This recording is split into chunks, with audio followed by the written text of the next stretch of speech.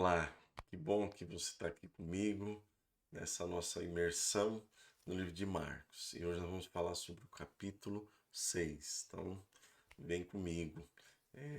Eu daria aqui um título para esse capítulo de O Drama da Incredulidade.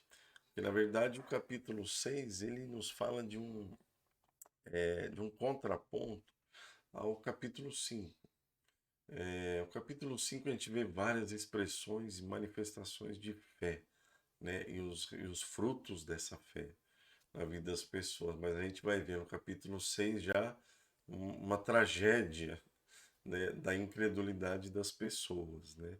E já começa logo com as pessoas da onde Jesus nasceu.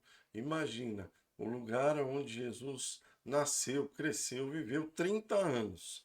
E quando ele volta para aquele lugar cheio de amor e de uma esperança, de um anseio de manifestar ali a glória de Deus, né? Se revelar como Deus, como Messias, aquelas pessoas, elas realmente não consideram Jesus naquele lugar, né?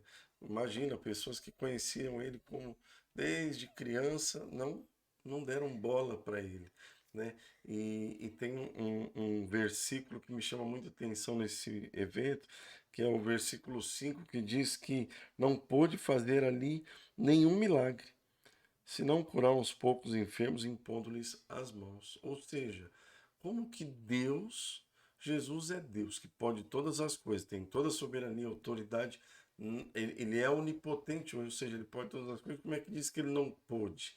Mas você vê que ali não está relacionado com a capacidade de Jesus, mas com a incredulidade daquelas pessoas, de olhar para Jesus como simplesmente o filho da Maria, o filho do Zé, né, que conviveu ali e não reconhecer aquele homem como o enviado de Deus, né? Deus, na sua soberania, poderia fazer ali muitas coisas? Poderia, mas o anseio de Deus não é impressionar as pessoas, né? Aqui Jesus já tinha um ano de ministério. Então as pessoas já tinham ouvido falar, mas você vê mais uma vez a revelação, que é a expressão da dureza de coração, da incredulidade daquelas pessoas. Eu destacaria mais um ponto que impede a ação de Deus na vida das pessoas, que nesse caso foi uma coisa chamada desonra, porque Jesus disse: olha, não existe profeta sem honra senão na sua terra. Ou seja, ali você vê claramente que Jesus ele foi desonrado. As pessoas não. O que é honrar? É considerar, né? O que é honrar Jesus ali naquele caso? Era considerar Deus ali, que ele vinha da parte de Deus, mas eles não consideraram. E isso comprometeu aquelas pessoas de de receberem algo da parte de Deus, né? Então, essa incredulidade, né, e essa desonra, ela compromete a ação de Deus na nossa vida. Então, são pontos que nós precisamos ter muita atenção, né, com a nossa incredulidade e também com a desonra, porque muitas vezes nós temos dificuldade de considerar Deus na vida de alguém e não atender que daquela pessoa possa fluir algo de Deus para a minha vida. E assim eu estou desonrando essa pessoa e limitando a ação de Deus na minha própria vida, né? Então vamos agora para a próxima parte, que é aquele envio de Jesus, né? Eu acho que aqui Jesus estava fazendo com eles um piloto, né? Estava fazendo aqui um treinamento. Falou assim, ó, vamos fazer um prático, porque já havia, né, como eu falei, um ano que Jesus estava já no seu ministério, formando aqueles discípulos, trabalhando com eles. Então ele os envia para uma experiência prática na missão. E a recomendação de Jesus é que eles não deveriam levar nada, né, para o caminho. E não deviam levar pão, nem alforge, né? nada que naquilo que eles pudessem se apegar ou confiar. E isso nos traz alguns ensinos, e eu penso que é o que de fato Jesus estava querendo que aqueles discípulos fizessem. Na verdade, isso nos ensina acerca de um compromisso radical, de um foco dos discípulos para com a missão. E que nada nesse mundo deveria distraí-los daquilo que eles estavam focados em fazer, e muito menos as preocupações. Eles deveriam estar focados e confiando totalmente de que naquela missão eles receberiam tudo que era necessário, todo o suprimento. Isso, irmãos, é um ensino para a nossa vida, porque parece que a gente se distrai do nosso alvo. A igreja só está aqui por uma razão: para anunciar o reino de Deus, para proclamar o reino para esse mundo. E a gente, às vezes, se perde preocupado com outras coisas, né? E aí eu penso que Jesus, se antecipando disso, lá no capítulo 4 ele vai falando do que? Da parábola do semeador, para que ninguém se distraia. Então, devemos confiar no Senhor, né? Não nos preocupar e nos comprometermos e sermos focados com aquilo que nós estamos fazendo aqui como igreja, né? Eu queria destacar mais dois aspectos nesse envio de Jesus. Um é aquele momento onde Jesus fala: olha, se em algum lugar vocês não forem recebidos, você sacode, né, a poeira do pé em testemunho contra aquela pessoa, contra aquele lugar, né, contra eles, e sai. Isso está no versículo 11. E eu sempre ficava pensando, tá, mas o que, que isso quer dizer? Eu descobri que, na verdade, esse negócio de sacudir o pó dos pés era uma prática dos judeus. Quando eles iam, por exemplo, para um lugar, para uma cidade, onde havia gentios, né? E eles precisavam ir até lá, quando eles saíam dali, eles sacudiam o pó dos pés como sinal de purificação daquele lugar impuro que eles pisaram. E Jesus pega um costume que já era dos judeus e dá para os discípulos. Mas detalhe, Jesus envia os discípulos em primeira instância aos judeus. E aí ele fala: se alguém não receber, né, aquelas pessoas, você sacode o pó dos pés em testemunho contra eles. O que, que isso quer dizer? Dava para entender eles fazerem isso em relação aos gentios. Mas alguém chegar na terra dos judeus e ter uma atitude dessa era um negócio muito estranho, né? Mas o que que isso representaria? O que que era esse testemunho contra eles? Falou assim: ó, a partir de agora vocês são indesculpáveis, né? Vocês receberam a palavra, vocês tiveram a oportunidade de ouvir a boa notícia, o evangelho do reino, mas vocês não quiseram, então vocês serão julgados por causa disso, né? Isso me faz lembrar daquela palavra de João, aonde diz que Jesus veio para os que eram seus, mas os seus não o receberam, né? Então, esse é o sentido dessa prática, dessa orientação de Jesus ali, né? E mais um outro ponto nesse evento é no versículo 12, para mim, que acho que merece a nossa atenção, que nesse um ano Jesus já estava fornecendo para aqueles formação. E a gente percebe que mesmo com as suas limitações, a gente vai ver daqui a pouco, né, a dureza de coração dos discípulos, a incredulidade deles também, mas a gente percebe aqui uma coisa: eles compreenderam o caráter da missão, eles entenderam o foco da missão e a simplicidade e a objetividade que deveria ser a pregação daqueles discípulos, que era o arrependimento, porque no versículo 12 vai dizer que eles pregavam ao povo que se arrependessem. Ou seja, eles entenderam que essa deveria ser a pregação.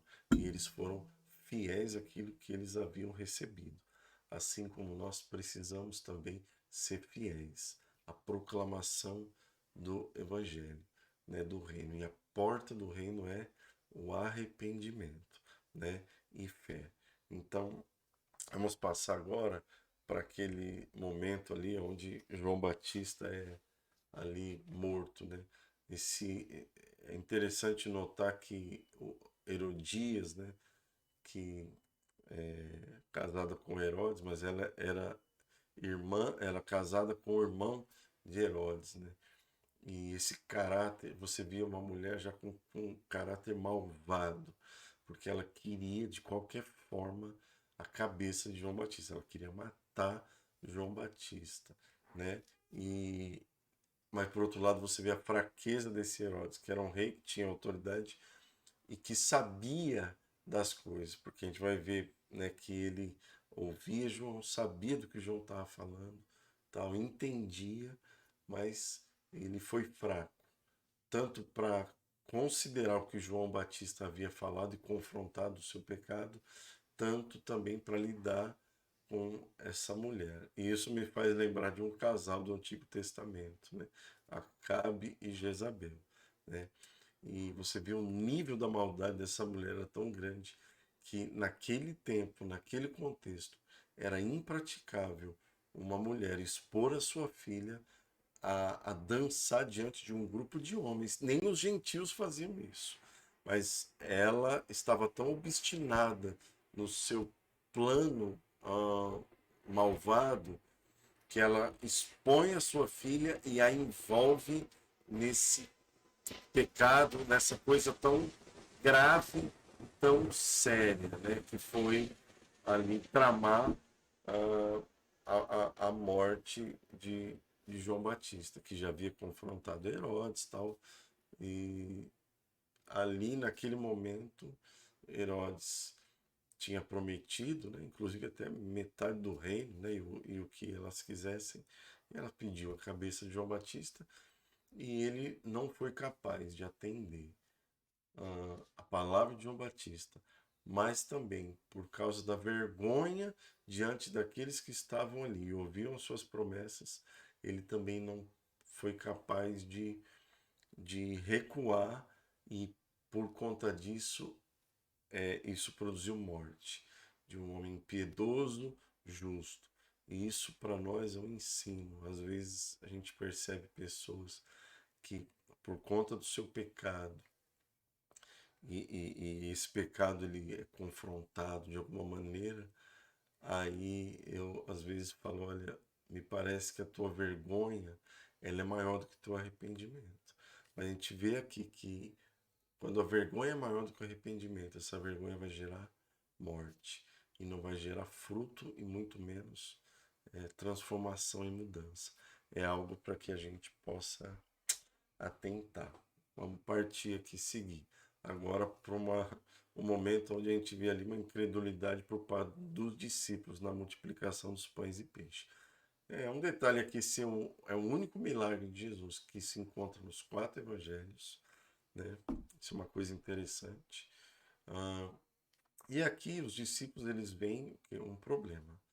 Eles olham uma situação difícil, mas Jesus olha para aquilo como uma oportunidade de ver o nome do Pai sendo glorificado, né? E também um testemunho para todos. E uma coisa me saltou os olhos aqui, ali no verso 37, quando Jesus diz para os discípulos assim: olha, dai-lhes vós mesmos de comer. Olha que interessante, os discípulos estavam incrédulos, eles estavam querendo fugir da responsabilidade, querendo falar, não, manda eles embora para que eles se virem no jeito que eles vão comer, que a gente não pode dar. E Jesus olha, não, não, não, dá vocês de comer. O que isso nos ensina? O que Jesus está querendo dizer com isso? Essa expressão, ela reforça e nos faz pensar que Jesus está formando aqueles discípulos e transmitindo a ele uma carga de responsabilidade, ou seja, um aperfeiçoamento nesse senso de responsabilidade, de olhar para a situação e falar, não, eu tenho essa responsabilidade. E isso também pode ser uma repreensão até para os nossos dias, para nós hoje como igreja.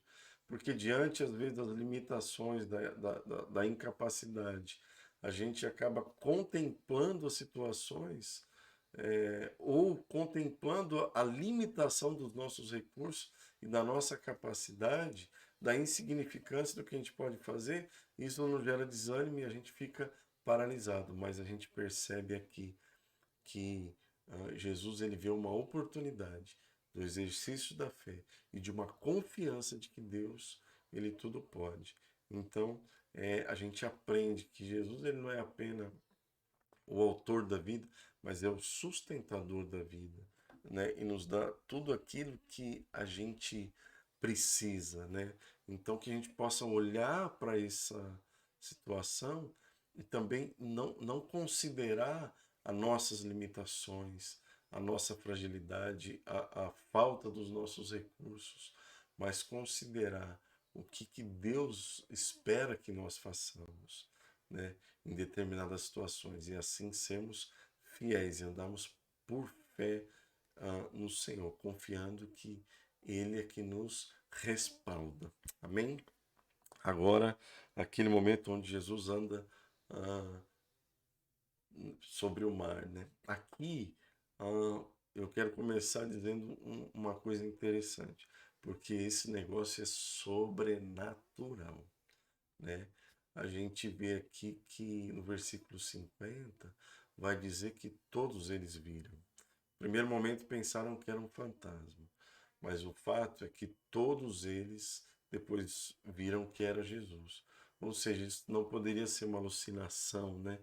Mas o aparecimento real de uma pessoa diante de todos. Ou seja, era uma manifestação clara de algo sobrenatural e a revelação de quem Jesus era, né? E tem um versículo aqui que é esse mesmo 50, quando Jesus fala, olha, tem de bom ânimo, sou eu.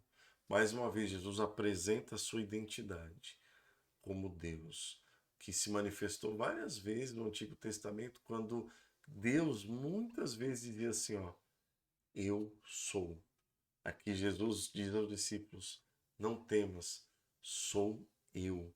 Então, a gente vai perceber aqui, meus irmãos, realmente a revelação, mais uma vez, de quem Jesus é. Mas a gente vê a limitação ainda na vida dos discípulos, né? Porque ele, eles não tinham compreendido, né, no versículo 52, o que havia acontecido na multiplicação dos pães e peixes. A dureza de coração deles ainda era algo que atrapalhava eles de irem além. Ou seja, eles ainda estavam num processo ainda, né? Então, por isso que eu falo que esse capítulo é o drama da incredulidade. Porque até os discípulos se revelaram incrédulos, né? E com o coração ainda endurecido com isso. Cabe a gente atender e atentar para esse ponto, né? E por fim, a gente vê aqui algo que na minha percepção, ali nos versículos 53 até os 56, quando Jesus volta ali ele vai para Genezaré, a gente percebe ali, eu tenho a impressão que uma mudança de rumo em relação ao contexto do capítulo. Por quê? Porque a gente vê que, muito embora as multidões elas estavam com uma motivação ainda equivocada, uma motivação errada, a gente vai perceber que, mesmo com essa motivação errada, aquelas pessoas estavam crendo, porque você vê que muitas pessoas elas foram curadas, receberam milagres, né? E as pessoas traziam, né, nos leitos os enfermos. e para onde ouviam que ele estava, né? E, e quantos, né, eram tocados saíam curados. Então a gente vê aqui uma expressão de fé, né? Parece que eu aprendo aqui que a esperança, né? E nós precisamos atentar para esse processo. Então, que a gente possa ah, perceber nesse capítulo, né, a importância da gente crer, a importância da gente confiar, a importância da gente resistir toda a dureza de coração, da gente ter foco e entender a prioridade que Deus tem para a nossa vida nesse tempo que nós estamos crendo que são os últimos dias. Então, fica na paz de Jesus e até a próxima.